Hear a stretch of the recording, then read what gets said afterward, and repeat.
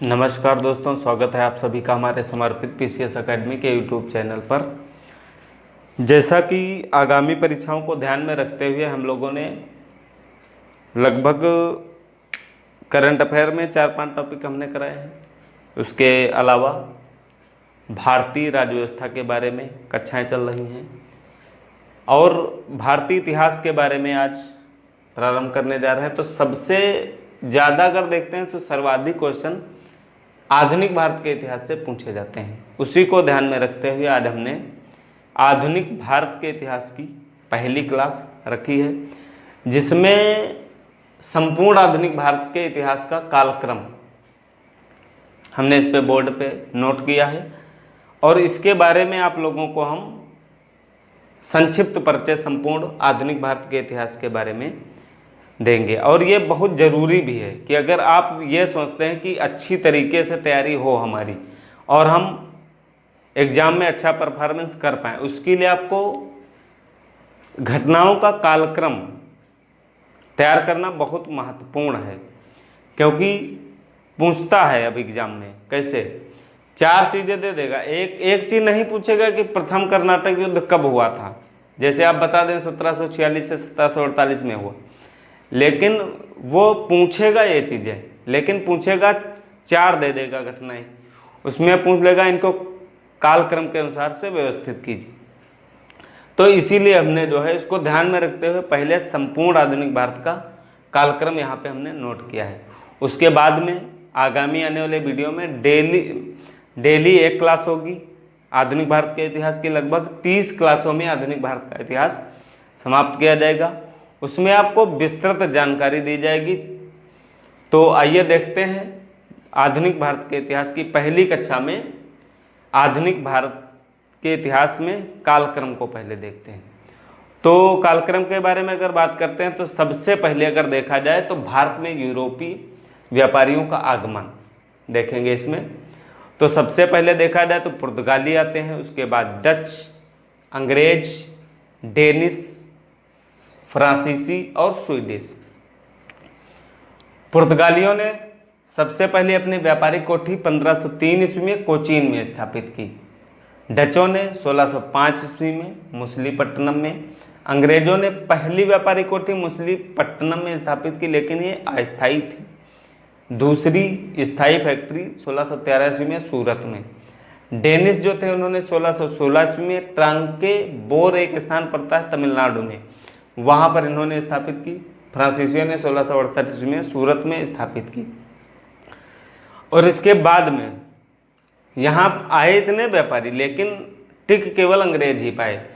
तो अंग्रेजों ने सबसे पहले यूरोपीय जो व्यापारी थे उनको वहाँ से निष्कासित करने का काम प्रारंभ हुआ। इसी क्रम में फ्रांसीसियों के साथ 3 कर्नाटक युद्ध लड़े गए और डचों के साथ बेदरा का युद्ध हुआ। तो देखते हैं प्रथम कर्नाटक युद्ध की अगर बात करते हैं तो 1746 से 1748 ईस्वी के मध्य हुआ। ये समाप्त किस संधि के द्वारा हुआ? आक्सला चैपल की संधि के द्वारा 1748 ईस्वी में। द्वितीय कर्नाटक युद्ध की अगर बात करते हैं तो 1749 से 1754 ईस्वी में, और द्वितीय कर्नाटक युद्ध समाप्त होता है 1754 ईस्वी में पांडिचेरी की संधि के द्वारा। 1755 ईस्वी में पांडिचेरी की संधि के द्वारा समाप्त होता है। तृतीय कर्नाटक युद्ध 1758 से 1758 से 1763 ईस्वी तक, 1758 से 1763 ईस्वी तक, और पेरिस की संधि के द्वारा 1763 ईस्वी में समाप्त होता है। इसी मध्य में जो है वांडीवास का युद्ध ये भी होता है तृतीय कर्नाटक युद्ध के बीच में। ये भी फ्रांसीसियों और अंग्रेजों के ही मध्य होता है। इसमें फ्रांसीसियों की हार होती है और अंग्रेज जीत जाते हैं। बेदरा का युद्ध 1762 ईस्वी में अंग्रेजों और डचों के मध्य में हुआ, जब अंग्रेजों ने यूरोपीय व्यापारियों को वहाँ से खदेड़ दिया भारत से। उसके बाद में इन्होंने भारत में जो राजा थे उन पर आधिपत्य स्थापित करने के लिए धीरे धीरे इन्होंने भारतीय राजाओं से युद्ध करना प्रारंभ किया। तो इसमें कुछ महत्वपूर्ण युद्ध थे। जो सबसे पहले अगर बात करते हैं तो प्लासी का युद्ध 1757 ईस्वी में। 23 जून 1757 ईस्वी को बंगाल के नवाब सिराजुद्दौला और अंग्रेजों के मध्य लड़ा गया। बक्सर के युद्ध की अगर बात करते हैं तो 22 अक्टूबर 1764 ईस्वी को लड़ा गया। तो इसमें भारत की तरफ से 3 शासक थे, मीर कासिम, अवध का नवाब सिराजुद्दौला और मुगल शासक शाह आलम द्वितीय। तो युद्ध समाप्त होता है बक्सर का युद्ध इलाहाबाद की संधि के द्वारा। प्रथम संधि होती है 12 अगस्त 1765 ईस्वी को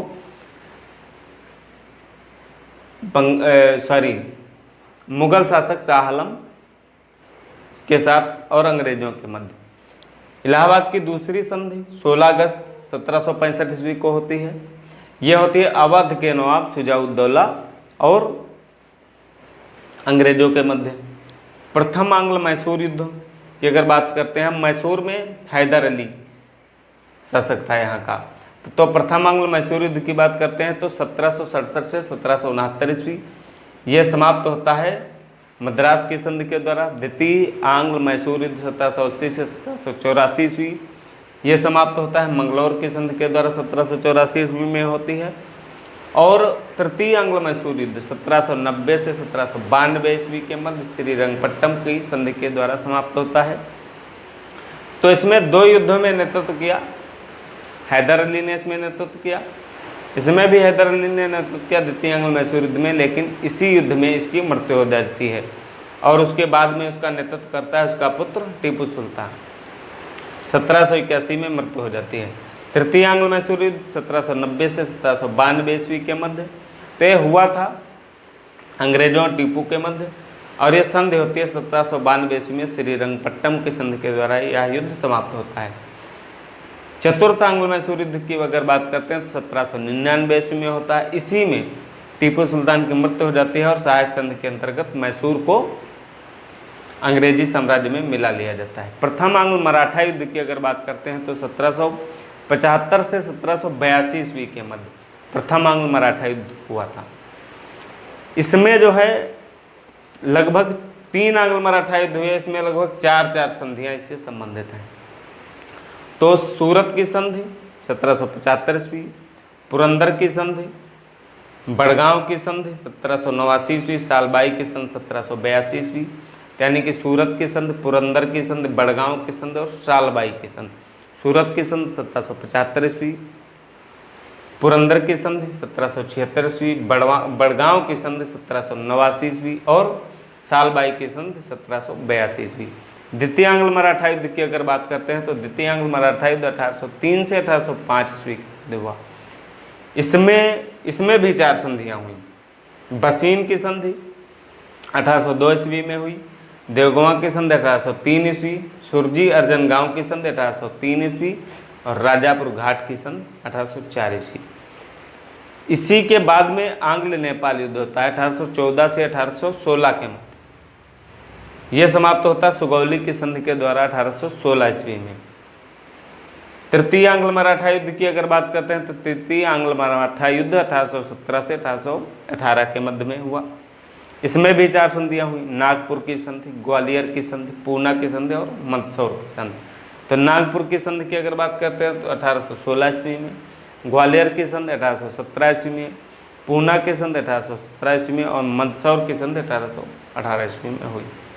प्रथम आंग्ल सिख युद्ध की अगर बात करते हैं, प्रथम आंग्ल सिख युद्ध 1845 से 1846 ईस्वी के मध्य लड़ा गया। महाराजा दिलीप सिंह थे इस समय। ये लाहौर की संधि के द्वारा समाप्त हुआ 1846 ईस्वी में, और इसी में जो है भैरववाल की संधि हुई सितंबर 1846 ईस्वी में। लाहौर की संधि हुई 1846 ईस्वी यानी कि मार्च में, और भैरववाल की संधि सितंबर 1846 ईस्वी में हुई। द्वितीय आंग्ल सिख युद्ध 1848 से 1849 ईस्वी। इसके बाद 1849 ईस्वी में यह युद्ध भी अंग्रेजों के द्वारा जीत लिया जाता है। 1849 ईस्वी में ही सिख साम्राज्य को ब्रिटिश शासन में मिला लिया जाता है। 1857 की क्रांति से पहले कुछ विद्रोह हुए। ऐसा नहीं कि अंग्रेजों ने भारत पर जो है शासन करना धीरे धीरे प्रारंभ कर दिया, लेकिन इसका विद्रोह शुरुआत से ही हुआ। सन्यासी विद्रोह 1763 से 1800 ईस्वी उसके बाद में चुआरों का विद्रोह 1768 से 1768 ईस्वी में हुआ। फकीर विद्रोह 1776 से 1777 ईस्वी। पालीगरों का विद्रोह 1801 से 1856 ईस्वी। फकीर विद्रोह, उसके बाद में दीवान बेल थम्पी विद्रोह 1805 ईस्वी। भील विद्रोह 1812 से 1846 ईस्वी। पागलपंथी विद्रोह 1813 से 1833 ईस्वी। पाइक विद्रोह 1817 से 1825 ईस्वी। बघेरा विद्रोह 1818 से 1820 ईस्वी। हो तथा मुंडा विद्रोह 1820 से 1831 ईस्वी। एक है मुंडा विद्रोह, उसमें बिरसा मुंडा है, वो 1899-1900 ईस्वी में होता है। ये हो मुंडा विद्रोह 1820 से 1831 ईस्वी, ध्यान रखना इसको जो है। रामोसी विद्रोह 1822 से 1829 ईस्वी। कित्तूर विद्रोह 1824 ईस्वी। अहोम विद्रोह असम का कुलीवर के द्वारा 1828 ईस्वी। फराजी विद्रोह 1838 से 1851 ईस्वी। घोंड जीवाग विद्रोह 1840 से 1841 ईस्वी। कूका विद्रोह 1840 से 1872 ईस्वी, पंजाब का था ये आंदोलन। सावंतवादी विद्रोह, गटकरी विद्रोह और सूरत का नमक विद्रोह, ये चारों विद्रोह 1844 ईस्वी में हुए हैं। संथाल विद्रोह 1855 से 56 ईस्वी। ये इसमें कालक्रम के अनुसार रखे हुए हैं। इनके बारे में विस्तृत चर्चा आगे वाले टॉपिक्स में करेंगे, जब इनका अलग अलग अध्ययन करेंगे, अच्छे से करेंगे एक एक। यानी कि सन्यासी विद्रोह कहाँ हुआ था, इसका नेतृत्वकर्ता कौन था। लेकिन यहाँ पे ये सबसे महत्वपूर्ण बात है कि आपको इनके कालक्रम के बारे में जानना अति आवश्यक है। इसको बिल्कुल रट लीजिए एक तरीके से। अब आता है 1857 की क्रांति। 1857 की क्रांति के बारे में बात करते हैं तो इसका तत्कालिक कारण था कि जो कारतूस थी उसमें चर्बी का प्रयोग। तो 1857 की क्रांति प्रारंभ कहाँ से होती है? मेरठ से। मेरठ में नेतृत्वकर्ता कौन था? कदम सिंह। उसके बाद में मेरठ से ये विद्रोह पहुंचता है आपका दिल्ली। दिल्ली में नेतृत्वकर्ता बहादुर शाह जफर यानी कि द्वितीय। लेकिन वास्तविक अगर वहाँ नेतृत्वकर्ता की बात करते हैं तो जनरल बख्त का था। कानपुर में नाना साहब, लखनऊ में बेगम हजरत महल, बरेली में खान बहादुर, जगदीशपुर में कुंवर सिंह, फैजाबाद में मौलवी अहमदुल्लाह, झांसी में रानी लक्ष्मीबाई, कानपुर में तात्या टोपे, बागपत यूपी में शाह अहमद। यह नाम बहुत महत्वपूर्ण है क्योंकि बागपत यूपी में बड़ौत परगना पड़ता है, वहाँ के शाहमल रहने वाले थे। इन्होंने इसको बहुत व्यापक स्तर पर इसके बारे में लगभग 84 गांव के मुखियाओं को संगठित करके इस आंदोलन को जो है आगे बढ़ाया। लेकिन अंग्रेज़ों के द्वारा इनको जो है बहुत अधिक यातनाएं दी गई। एक अंग्रेज अधिकारी डनलप था, उसने शाह अमल को पकड़वा कर इनके शरीर को कई टुकड़ों में काट दिया और लोग भयभीत हो जाएं, इसके लिए उसने जो है इनके सिर को सार्वजनिक रूप से टंगवा दिया था। गोरखपुर में गजाधर सिंह, हरियाणा में राव तुलाराम, मथुरा में देवी सिंह। 1857 के विद्रोह के बाद कुछ प्रमुख किसान आंदोलन थे, इसके बारे में देख लेते हैं। तो नील आंदोलन 1862 से 1860 ईस्वी में, पाबना विद्रोह 1873 से 1876 ईस्वी में, दक्कन विद्रोह 1874 ईस्वी में, उत्तर प्रदेश किसान सभा 1918 ईस्वी में, और अवध किसान सभा 1920 ईस्वी में, बिहार किसान सभा स्थापना 1923 ईस्वी में, आंध्र प्रांतीय रैयत सभा 1928 ईस्वी में, उत्कल प्रांतीय किसान सभा 1928 ईस्वी में, कृषक प्रजा पार्टी की स्थापना 1932 ईस्वी में, अखिल भारतीय किसान सभा की स्थापना 1936 ईस्वी में। तो इसमें होता यह है कि जो जैसे अवध किसान सभा थी, बिहार किसान सभा थी, आंध्र प्रांतीय किसान रैयत सभा थी, उत्कल प्रांतीय किसान सभा थी और कृषक प्रजा पार्टी थी। इन सभी को सम्मिलित रूप से अखिल भारतीय किसान सभा बना दिया गया। 1936 ईस्वी में लखनऊ में एक अधिवेशन हुआ, उसी में इन सबको सम्मिलित रूप से अखिल भारतीय किसान सभा में परिवर्तित कर दिया गया। पहला भारतीय किसान स्कूल की अगर बात करते हैं तो 1938 ईस्वी में निदबोला गुंटूर आंध्र प्रदेश में पड़ता है, वहाँ खोला गया। भारत में सामाजिक सुधार आंदोलन की बात करते हैं, यहाँ पर केवल हम इतना ही देखेंगे कि कालक्रम को, बाकी विस्तृत व्याख्या आपको आगे वाले वीडियो में बताई जाएगी जब इनका अलग अलग टॉपिक्स के अंदर अध्ययन करेंगे। तो भारत में सामाजिक सुधार आंदोलन, ब्रह्म समाज 1828 ईस्वी, रहनुमाएं मौजूदायन सभा। ब्रह्म समाज की स्थापना 1828 ईस्वी में भारतीय पुनर्जागरण के जनक यानी कि राजा राम मोहन राय के द्वारा की गई 1828 ईस्वी में। रहनुमाएं मौजूदायन सभा 1851 ईस्वी में फारदोन जी नौरोजी के द्वारा की गई। वेद समाज की स्थापना 1864 ईस्वी में केशव चंद्र सेन के द्वारा। देवबंद आंदोलन 1866 ईस्वी, प्रार्थना समाज आत्माराम पांडुरंग के द्वारा 1867 ईस्वी। सत्यशोधक समाज 1873 ईस्वी में ज्योतिबा फूले के द्वारा। अलीगढ़ आंदोलन 1875 ईस्वी। थियोसॉफिकल सोसाइटी की स्थापना 1875 ईस्वी। आर्य समाज की स्थापना 1875 ईस्वी। साधारण ब्रह्म समाज की स्थापना 1878 ईस्वी। अहमदिया आंदोलन 1889 ईस्वी में मिर्जा गुलाम अहमद के द्वारा। सोशल सर्विस लीग की स्थापना 1911 ईस्वी। सर्वेंट ऑफ इंडियन सोसाइटी की स्थापना 1915 ईस्वी में की। भारतीय राष्ट्रीय आंदोलन की अगर बात करते हैं तो भारतीय राष्ट्रीय आंदोलन को अध्ययन की दृष्टि से 3 भागों में विभाजित किया गया है। प्रथम चरण कांग्रेस की स्थापना यानी कि 1885 से लेकर 1905 तक। द्वितीय चरण 1905 से लेकर 1919 तक और तृतीय चरण 1919 से लेकर 1947 तक। तो इसमें इन चरणों में होने वाली प्रमुख घटनाओं का कालक्रम इनमें भी, और कालक्रम अगर ध्यान रखेंगे तो किसी चीज़ को तैयार करने में समस्या ही नहीं होगी। तो प्रथम चरण की अगर बात करते हैं तो भारतीय राष्ट्रीय कांग्रेस की स्थापना 28 दिसंबर 1885 ईस्वी को हुई थी। भारतीय सुधार समिति की स्थापना 1887 ईस्वी को। यूनाइटेड इंडियन पेट्रियाटिक एसोसिएशन की स्थापना 1888 ईस्वी को। कांग्रेस की ब्रिटिश समिति 1889 ईस्वी को। सरकारी सेवकों को कांग्रेस में सदस्यता से प्रतिबंधित कर दिया गया। इसको जो है सरकारी सेवकों को कांग्रेस की सदस्यता से प्रतिबंधित कर दिया गया, लगभग 1889 ईस्वी में ही प्रतिबंधित किया गया। 1893 में गणपत त्यौहार और 1895 में शिवाजी उत्सव किसके द्वारा? बाल गंगाधर तिलक के द्वारा।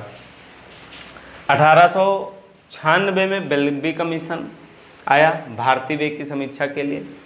1901 में मित्र मेला समाज की स्थापना, मित्र मेला संगठन था, इसकी स्थापना वी.डी. सावरकर ने की थी। अनुशीलन समिति की स्थापना 1902 ईस्वी में ज्ञानेंद्र नाथ बोस के द्वारा की गई। अब आता है बंगाल विभाजन। बंगाल विभाजन की अगर हम बात करते हैं तो बंगाल विभाजन प्रस्ताव जो है 3 दिसंबर 1903 ईस्वी को ब्रिटिश संसद में लाया गया। इसकी घोषणा 19 जुलाई 1905 ईस्वी को की गई और ये लागू कब हुआ? 16 अक्टूबर 1905 ईस्वी। स्वदेशी आंदोलन 7 अगस्त 1905, ये जो है बंगाल विभाजन के विरोध में प्रारंभ किया गया था। स्वदेश बांधव समिति 1905। द्वितीय चरण की अगर बात करते हैं तो कांग्रेस का कलकत्ता अधिवेशन, यानी कि अभी तक कांग्रेस जो है बहुत अच्छी तरीके से वर्क नहीं कर पा रही थी, लेकिन 1905 के बाद में जो है कांग्रेस ने सबसे पहले जो है 1906 ईस्वी में दादा भाई नौरोजी की अध्यक्षता में कांग्रेस के कलकत्ता अधिवेशन में पहली बार स्वराज की मांग की गई। दादा भाई नौरोजी के साथ स्वराज की मांग की। कांग्रेस का सूरत अधिवेशन 1907 ईस्वी में, इसकी अध्यक्षता रास बिहारी बोस ने की थी। यह महत्वपूर्ण इसलिए है क्योंकि कांग्रेस के सूरत अधिवेशन में गरम दल और नरम दल का विभाजन हो गया। उसके बाद में मार्ले मिंटो सुधार 1909 ईस्वी, राजद्रोह सभा अधिनियम 1911 ईस्वी। मार्ले मिंटो सुधार का व्यापक स्तर पर भारत में विद्रोह किया गया। इस विद्रोह को दबाने के लिए ब्रिटिश सरकार ने राजद्रोह सभा अधिनियम 1911 पास किया। दिल्ली दरबार 1911 ईस्वी में जॉर्ज पंचम और महारानी मेरी का आगमन। भारत में दिल्ली दरबार में ही जो है बंगाल विभाजन को रद्द करने की घोषणा की गई। गदर पार्टी 1913 ईस्वी में सैन फ्रांसिस्को में लाला हरदयाल के द्वारा। कामागाटा मारो प्रकरण एक जहाज का नाम है। ये 1914 ईस्वी में ये घटना घटित हुई। कांग्रेस का लखनऊ अधिवेशन 1916 ईस्वी में। इसमें जो है गरम दल और नरम दल फिर से जो है एक हो गए। लखनऊ पैक्ट दिसंबर 1916 ईस्वी में। कांग्रेस का मुस्लिम लीग से समझौता। होम रूल लीग दो होम रूल लीग थी। एक तो थी तिलक के द्वारा बनाई हुई, एक थी एनी बेसेंट जिसका नेतृत्व कर रही थी। तो तिलक के द्वारा जो होम रूल लीग थी उसकी स्थापना 28 अप्रैल 1916 को की गई और जिसका नेतृत्व कर रही थी एनी बेसेंट, उसकी स्थापना की गई थी सितंबर 1916 ईस्वी में। तृतीय चरण की बात करते हैं तो तृतीय चरण में जो है गांधी युग कह लें तो ज़्यादा अच्छा रहेगा। तो इसमें गांधी जी का प्रभाव व्यापक स्तर पर देखने को मिलता है। तो सबसे पहले चंपारण सत्याग्रह 1917 ईस्वी में बिहार में चंपारण पड़ता है। उसके बाद में अहमदाबाद मिल मजदूर आंदोलन फरवरी 1918 ईस्वी में। खेड़ा सत्याग्रह मार्च 1918 ईस्वी में। खेड़ा सत्याग्रह मार्च 1918 ईस्वी में, इसको कर नहीं आंदोलन के नाम से भी जाना जाता है। मॉन्टेग्यू चेम्सफोर्ड सुधार 1919 ईस्वी। रॉलेट एक्ट 1919 ईस्वी। जलियांवाला बाग हत्याकांड 13 अप्रैल 1919 ईस्वी। खिलाफत आंदोलन 1919 से 1922 ईस्वी। असहयोग आंदोलन 1920 से 1922 ईस्वी। चौरी चौरा कांड 5 फरवरी 1922 ईस्वी को हुआ। उसके बाद में स्वराज दल की स्थापना होती है 1923 ईस्वी में। वारसाड आंदोलन 1923-24 ईस्वी में। बाइकोम सत्याग्रह 1924 से 1925 ईस्वी में। साइमन कमीशन 1927 ईस्वी में। बारदौली सत्याग्रह 1928 ईस्वी में। इसी में जो है बारदौली सत्याग्रह में ही यहाँ की महिलाओं के द्वारा सरदार वल्लभ भाई पटेल को सरदार की उपाधि दी गई। नेहरू रिपोर्ट 1928 ईस्वी। जिन्ना के 14 सूत्र यानी कि उनकी 14 सूत्री मांग 1932 ईस्वी। पूर्ण स्वराज दिवस 26 जनवरी 1930 ईस्वी। तो पूर्ण स्वराज दिवस कब मनाने की घोषणा की गई? 31 दिसंबर 1932 ईस्वी को लाहौर अधिवेशन में इसकी घोषणा पूर्ण स्वराज दिवस मनाने की घोषणा की गई थी कि 26 जनवरी 1930 ईस्वी को पूर्ण स्वराज दिवस के रूप में मनाया जाएगा। गांधी द्वारा प्रस्तुत 11 सूत्री मांग 31 जनवरी 1930 ईस्वी। दांडी यात्रा 12 मार्च 1930 ईस्वी। सविनय अवज्ञा आंदोलन 6 अप्रैल 1930 ईस्वी। गांधी इरविन समझौता, इसे दिल्ली पैक्ट के नाम से भी जाना जाता है, ये 5 मार्च 1931 ईस्वी को हुआ। सांप्रदायिक निर्णय 16 अगस्त 1932 ईस्वी। पूना समझौता 16 सितंबर 1932 ईस्वी। अगस्त प्रस्ताव 8 अगस्त 1940 ईस्वी। व्यक्तिगत सत्याग्रह 1 अक्टूबर 1940 ईस्वी। चर्चिल घोषणा को अटलांटिक चार्टर भी के नाम से भी जाना जाता है, ये 9 सितंबर 1941 ईस्वी को हुआ। क्रिप्स प्रस्ताव 1942 ईस्वी। वर्धा प्रस्ताव 14 जुलाई 1942 ईस्वी। भारत छोड़ो आंदोलन 8 अगस्त 1942 ईस्वी। वेवेल योजना 1945 ईस्वी। शिमला सम्मेलन 1945 ईस्वी। कैबिनेट मिशन का आगमन 1946 ईस्वी। इटली घोषणा 20 फरवरी 1947 ईस्वी और माउंट बेटन योजना 24 मार्च 1947 ईस्वी। सबसे पहले आप लोगों को यही करना है कि पूरे इतिहास पर एक बार नज़र डालें। अगर इसके कालक्रम यानी कि क्रोनोलॉजी को आप तैयार कर लेंगे तो तैयार करने में बहुत आसानी रहेगी। मेन चीज़ है कि आपको जैसे पता है कि कौन सी घटना पहले हुई है, कौन सी बाद में हुई है। अब आपको पता है कि जैसे मान लिया कि अगस्त प्रस्ताव। अगस्त प्रस्ताव की अगर बात करते हैं तो 8 अगस्त 1940 को ये अगस्त प्रस्ताव आया। अब हमको डेट पता है, एक चीज़ हमको मालूम हो गई, उसके बारे में जो ही हम उसके बारे में देखेंगे कि इसमें क्या क्या था, तो वो हमेशा आपको याद रहेगा। धन्यवाद, नमस्कार।